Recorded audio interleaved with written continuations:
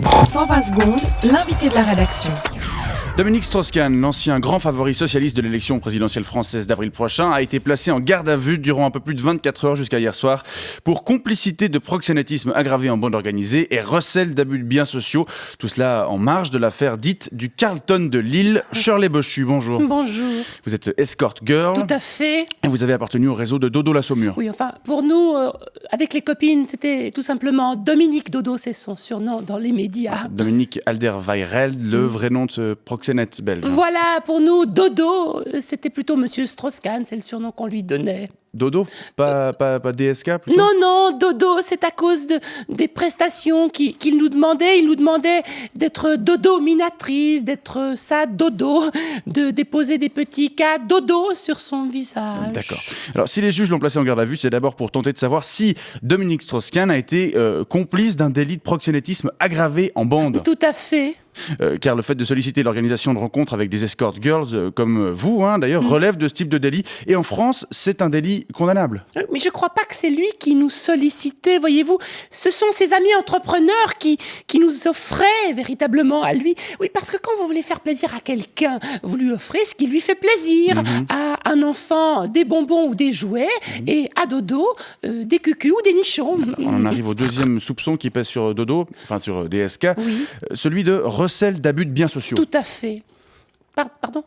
Oui, en fait, l'abus de biens sociaux, c'est le fait de payer des prestations privées avec les fonds d'une entreprise, ce qui semble avoir été le cas ici. Ah mais bien sûr.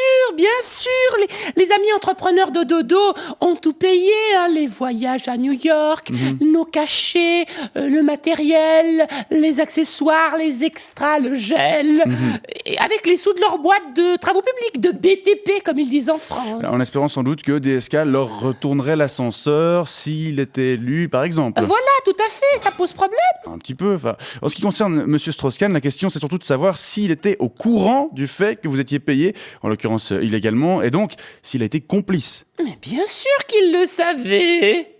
Ah bon ? Mais oui. Pourtant, il a récemment déclaré dans un livre, et je le cite, « Il est arrivé que des amis m'invitent à des soirées, ils me présentaient des filles comme leurs copines. Quand quelqu'un vous présente sa copine, vous ne lui demandez pas si c'est une prostituée. » C'est chou.